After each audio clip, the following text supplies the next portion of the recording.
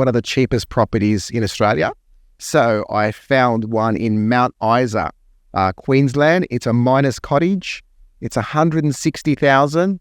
I wouldn't call it a weatherboard. I'd probably call it a shack.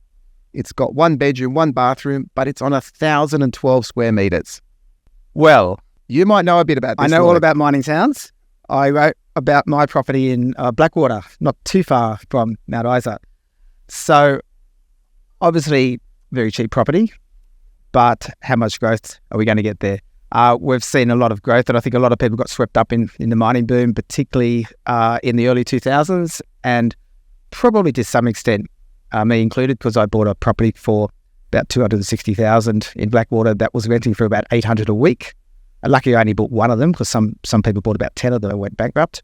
But when the mining boom ended in the end of 2012, the rent, when the mining company moved out and a family moved in, they went from about 800 a week to about 190 a week overnight. So that's the sort of property I'd stay clear from, this, because at the end of the day, you need to get growth. There needs to be demand for your property, and to achieve your long-term goals, you need to to achieve wealth, you need to have growth. I don't believe there's going to be growth. If it's only 160,000 now, how much growth are we really going to get in there, no matter how big the land size is? Good point. Mike, any thoughts?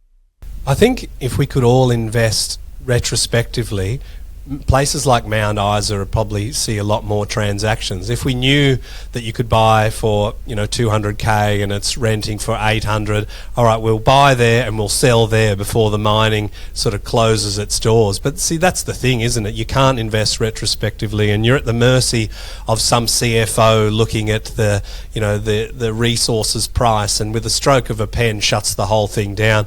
I've spoken to a number of property people over the years, and many much more educated and adept than I am, and none of them have said that I confidently can predict, mining boom towns with enough certainty to actually invest in them.